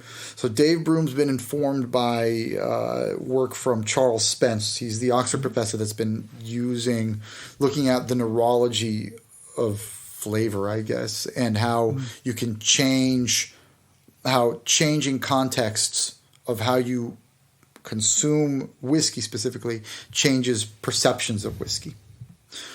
So we do that with our work. Dave has done some amazing things with that. One of the best tastings I've ever been to was him. It was Dave. It was just 15 minutes. He did it in 15 minutes with one dram, and he was playing soundscapes through kind of wireless disco headphones. Yeah. And he was having us hold up cards with flavor notes as the whiskey changed. The same whiskey, same dram, that was changing with the different soundscapes he played. We even knew, it's not like he was trying to fool us. He told us what the trick was in advance. Yeah. It still worked. Wow. It was nuts, and he did it in 15 minutes. It was fascinating. And then Neil Ridley does some awesome work. So Neil Ridley, so we did our Think Glen Scotia. Neil Ridley did a fascinating Think Glen Scotia where with a very good producer, a guy called Dean Honer, I think his name is. They brought in the best of the best microphones into the Glen Scotia distillery. They recorded as many sounds of that distillery as possible. They even have the, Josh, do you know about this one? The microphone, the shape of a human head that costs like $15,000 and it perceives sound waves the same way the human ear does. Oh, okay. Okay. Yeah. It's some insane piece of gear that is so sensitive and can account for 360-degree sound inputs and all this sort of thing. So they did all of that. They recorded tons of sounds, and they created like a soundscape of the production of whiskey, about 15 minutes long, the length it takes to enjoy a dram, and you're hearing the production process throughout this soundscape in order. Yeah. Using the sounds that they recorded. But then what they also did is they used those found sounds, formed them into a workable backing track, and they brought in a Scottish singer-songwriter who wrote a song for this project, and they recorded her singing it into a steel washback at the distillery. So there's this natural, insane reverb. washback reverb. Yeah. And they released a single. Using the sounds of the distillery and her singing into a washback. So that's another. So again, this is the beginning. We're going to see so much more. So yeah. Well, we asked you what you're excited about. You lived up to the advance billing. That was perfect. It's just that. I don't know. I think for me, part of the reason I really do love whiskey and love working in it is it has allowed me personally and professionally to explore whatever it is I want to explore in a way that is interesting, in a way that takes... That's just a way that's interesting. It's interesting. Yep. So you just keep at it. And if I stop being interested, then I'll probably move out of this industry. I don't think I'll ever stop being interested, as I'm sure it is for you guys. Yeah, right. It's funny. I often think about the connection of music and whiskey, not the way that you do. And it's been great to hear how you think about that connection. But you know, when I've had the longest day at work, the best escape is to shut off my brain and just let muscle memory take over and play music and get creative in there. And you don't have to think, you're just doing it. And whiskey can do that too. Whiskey can take you into that place. The best whiskey will shut everything out and have you focus on this, and can even take you to different moments in time, different memories, and the fact that you're connecting the two in this really thoughtful way, I think is pretty special. And that's, you know, Jason and I receive so many press releases, and no offense to the people that send the press releases to us, but we typically say it's not what we're looking to cover. But yours was a name that was familiar and one that we covered many of your stories, and the project just sounded awesome. And so just really thankful to have you on. Thankful for your time and in the conversation today. Yeah, thanks so much. No, thank you guys. Really, what a pleasure. Thank you so much for having me on.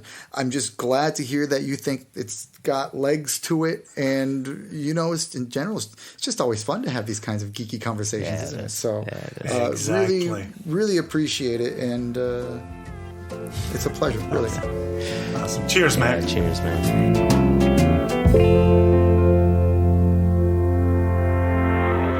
You know what I had in my head just before we went on into the interview, and you really highlighted this point of me being in Connecticut, you being in Virginia, and Felipe being in Poland, in Gdansk to be specific. Is I had that Bowie song in my head, "Let's Gdansk," which is one of my favorite Bowie songs of all time. Listen, Sorry. I told you I just sit on these jokes, Jason, and they're really shitty jokes. I'm trying to make a laugh come out of my throat, but I just can't. I'm just shaking my head and looking out my one window here and just wondering, how did my life get to here? Did you ever go Gdansk skiing in the rain? Oh my God. You are so ready for 50, my friend. Have you gone Gdansking with the devil in the pale moonlight? All right, I'll stop. Do you ask that of all your victims? In all seriousness, Felipe Schrieberg, thank you so much for your time. It really was a pleasure talking with Felipe and getting to learn, about some of the things he's got going on. But it was really cool connecting some of those dots. I remember you, me, Jess, and Swedescott being on Isla during the Phage in 2019 and going over to Lagavulin and seeing this drum set that, had a whiskey barrel there and talking with Felipe and asking him about that. And I just had never put two and two together that was him, that was his band. And so, yeah, it was really cool finally connecting with Felipe. Absolutely. And as we talked about in the interview, to simply be at Blair Castle with him, to see him on the night of the Keepers, to be able to go past him and say, hey, we want to get you on One Nation Under Whiskey, and for him to say, yeah, reach out.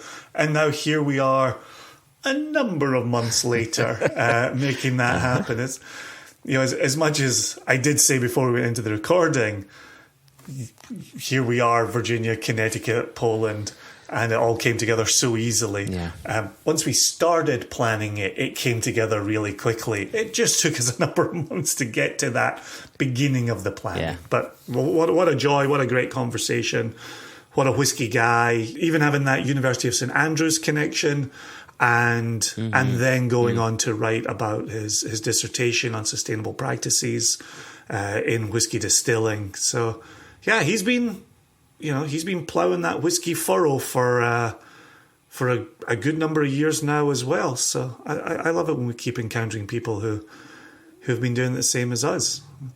Passion into freelance, into gigs here. Yeah. Combining a passion for music with a passion for whiskey.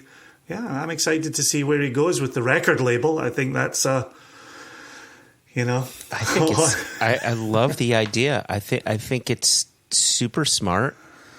What a way to connect two things that hit people on a multitude of levels, and those two things quite often intersect in very cool ways. So yeah, I think it's smart. He's been in this business long enough and has tasted enough whiskeys that him and his business partner / bandmate, I have no doubt they're selecting some good whiskey to be putting out. So I'm looking forward to that. He's sending us some small samples as well. So I was hoping the samples were going to arrive for this episode so we could taste along with it. But unfortunately, they're not. So maybe in a future episode, we'll get to just follow up here and give you our thoughts on what this blended malt is doing. As easy it is to host international interviews, still takes a long time to get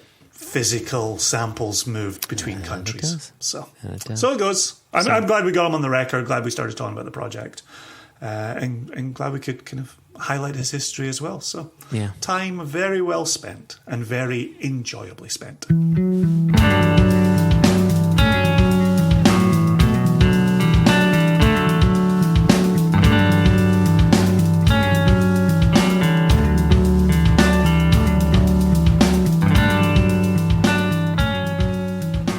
So I want to hit a couple of bits of news, just really short, because I do realize that we had a slightly longer interview with Felipe, and there was an email that I wanted to bring up, which I think is sort of the timing of it is pretty good. I certainly have a saved PDF that I would like to bring to the attention of our listeners as well. I wonder if it's the same. Anyway. Extra, extra! Read all about it! Life story of Playboy Penny! Extra, extra!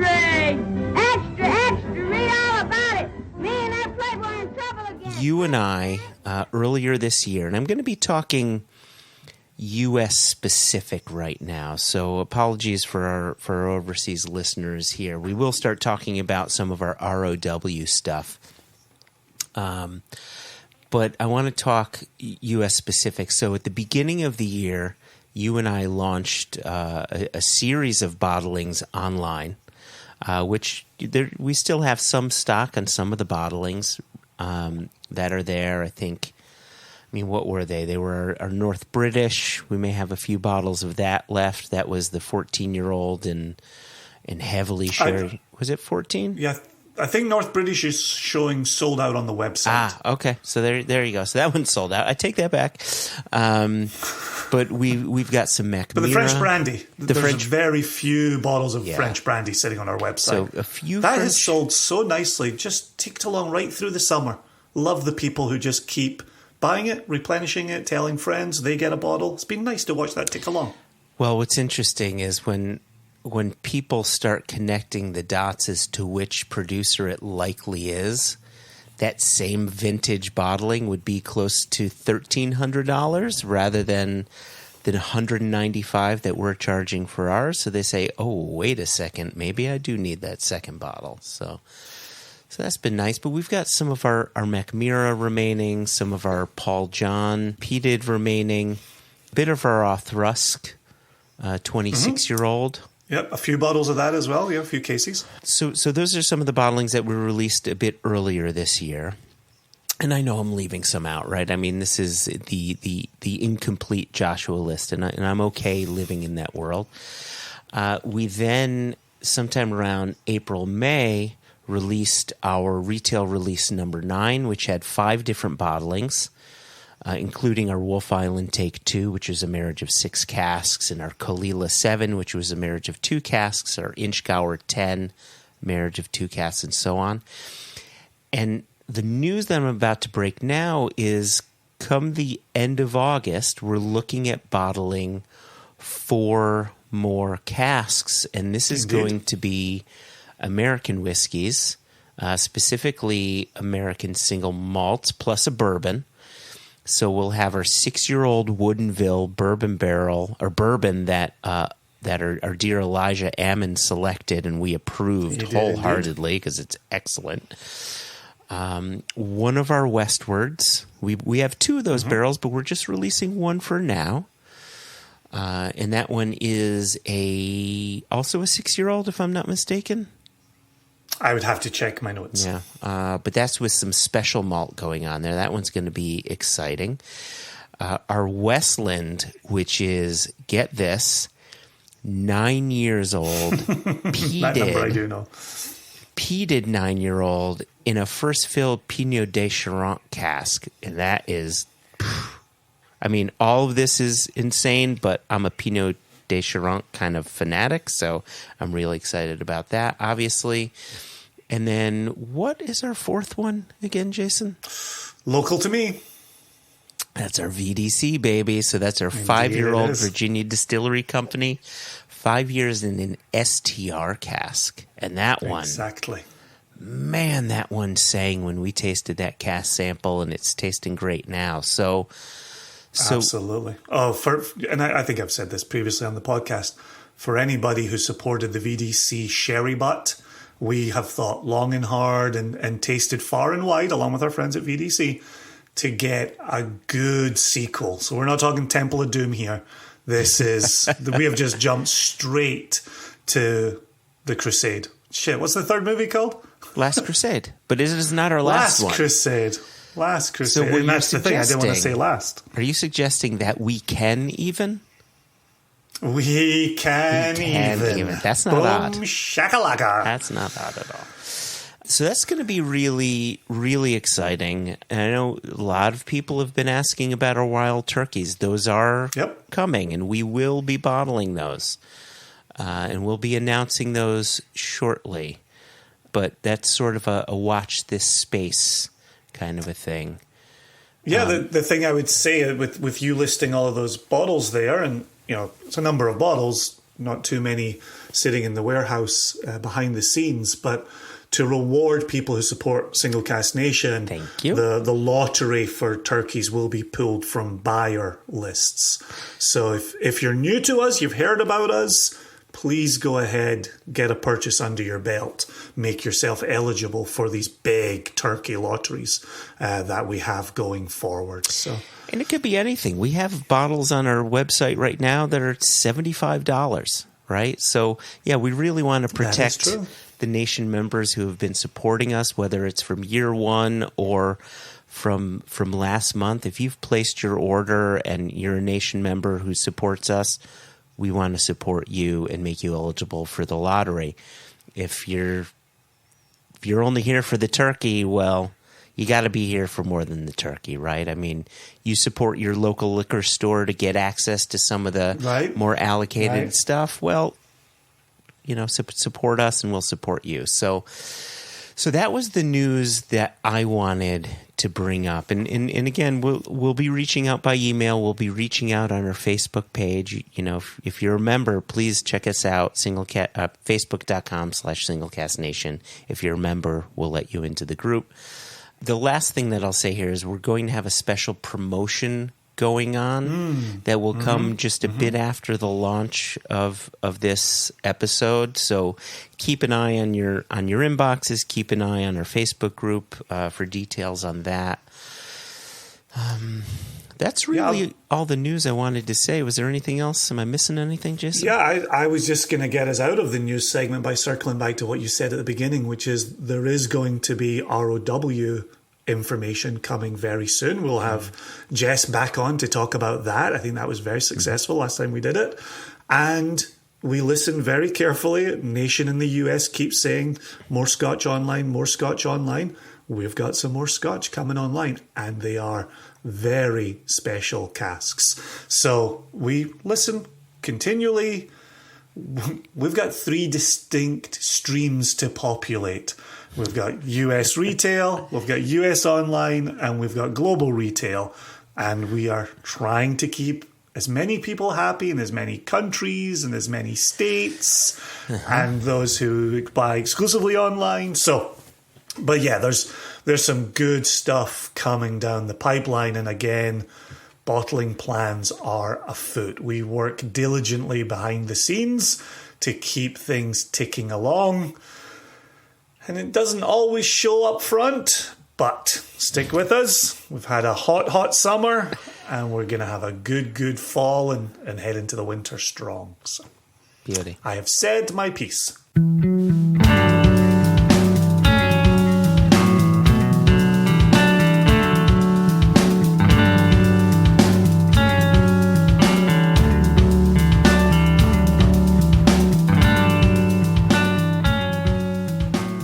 So the email that I have, just switching gears here, is from one Dan Greisen, and I have somebody else. Beauty. And I bring up Dan Greisen's email because he reached out to us a little bit after Paul McDonough from the Bon Accord in Glasgow had passed away.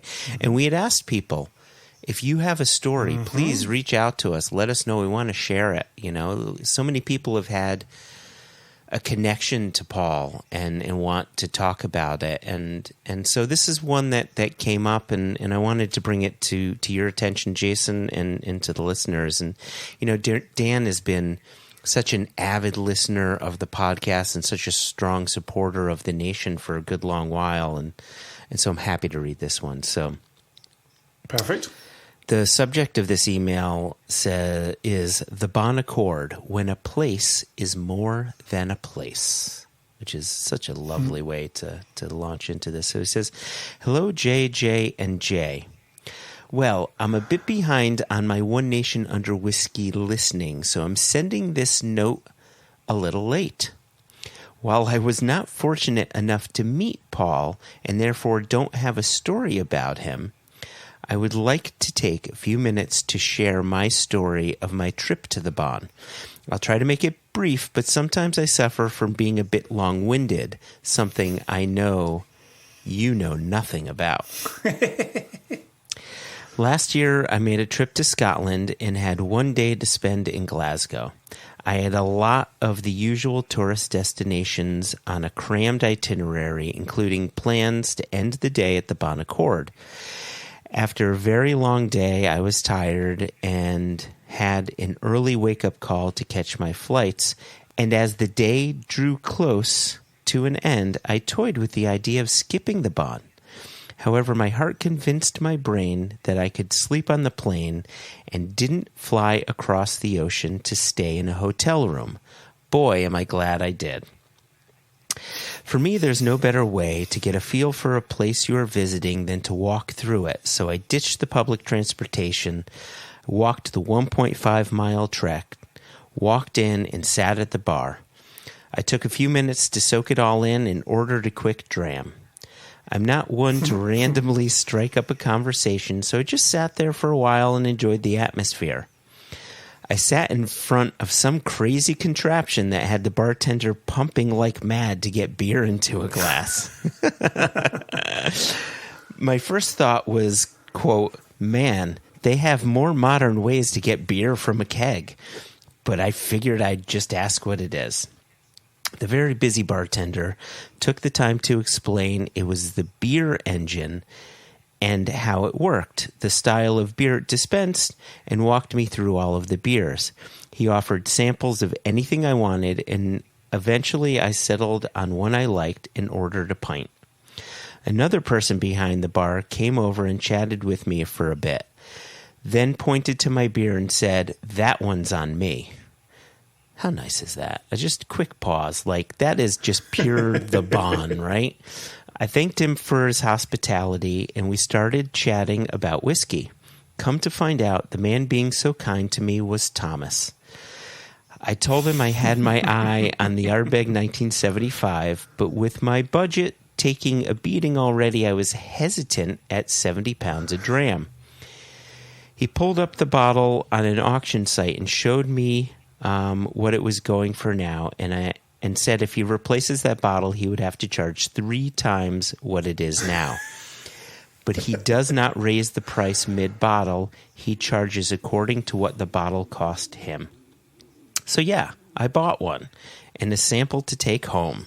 So we bought 2 drams. Amazing. Well, Thomas was so busy, so I started to chat with the 2 gentlemen to my right, Alistair and John.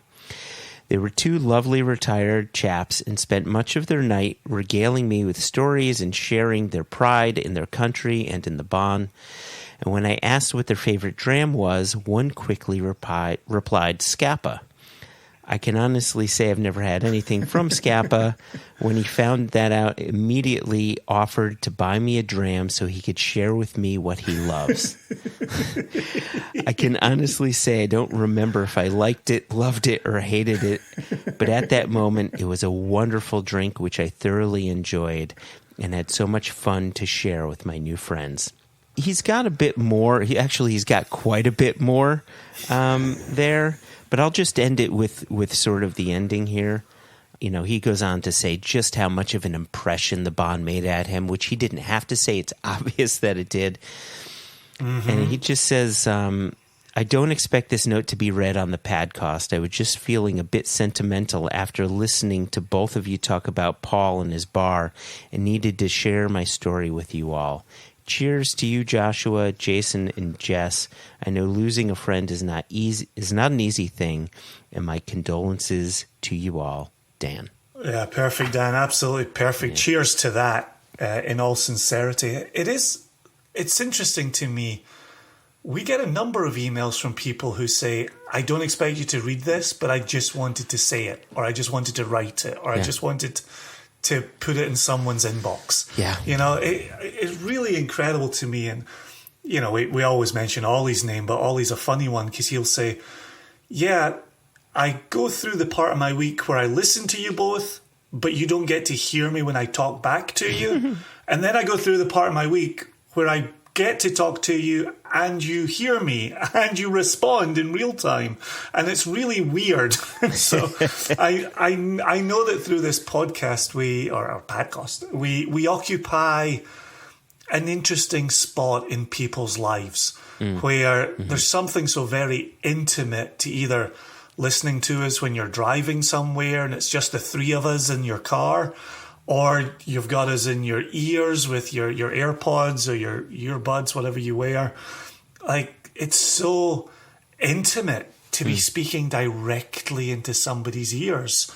And as much as that means a lot to our listeners, it means a lot to us as well. Yes, it does. Like, we don't take that lightly. We love that intimacy. The fact we can spend 15, 20 minutes at the start of today's episode rambling on about Indiana Jones and knowing that that'll be appreciated by the people who look for this podcast is tremendous and means the world to us. So, I was just sitting here basking in such a positive report from Dan about the Scottish people and the people who are in the Bawn and the people who run the Bawn, and it makes me incredibly proud to say that's in Glasgow, and I'm born and raised not far from right there, and we do take it seriously to evangelise whiskey and proselytise and buy a dram for somebody to say, I enjoy this, I hope you enjoy this. Right?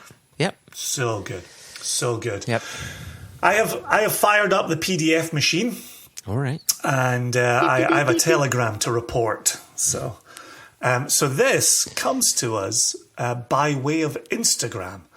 And so I know you don't expect me to be reading out an Instagram post, but this was very kindly sent to us by Johnny Baldery, who looks after us. So thanks to Johnny for that. Thank you, Johnny.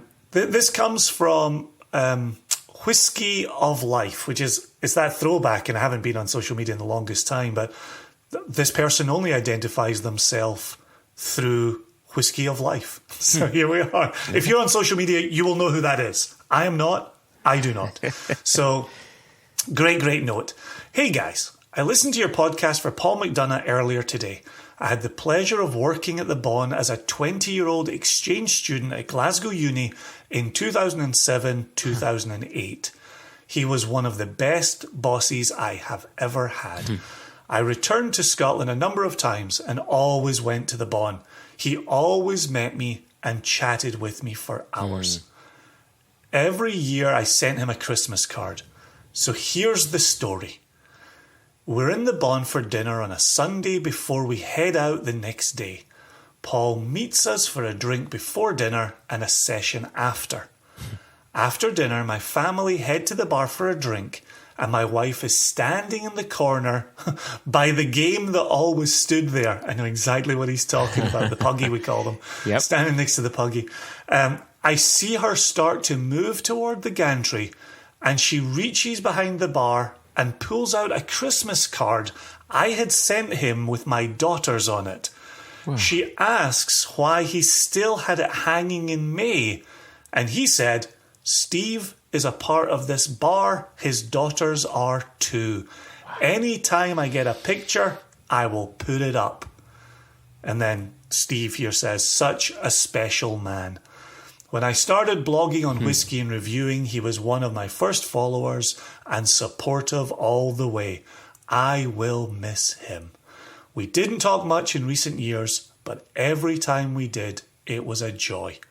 And that's, as I say, signed at whisky_of_life. And it echoes exactly what we said in our extra about Paul. We could go 3 months between seeing him. We could go 9 months. We could go 15 months. He was still Paul. We would still be Jason and or Joshua, depending on the arrangement. And we drammed. We chatted. We caught up. We got our New Year pour from him. He had details in his head that I can't even get my head around.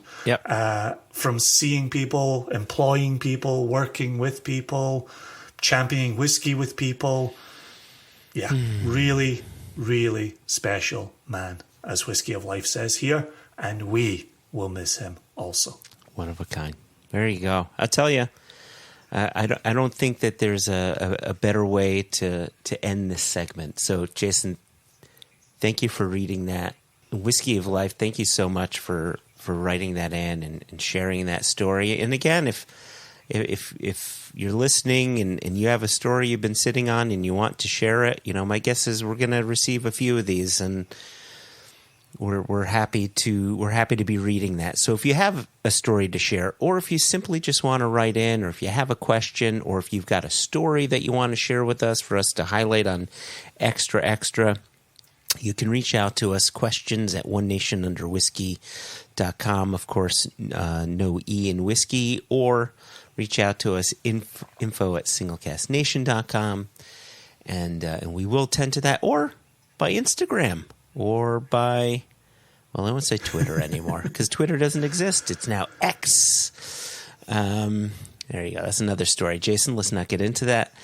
I'm going to raise my glass to you, to Felipe, to absolutely, and to those that write in, and to those that listen, and to those that have been supporting Singlecast Nation and One Nation Under Whiskey. Cheers, everybody. Cheers.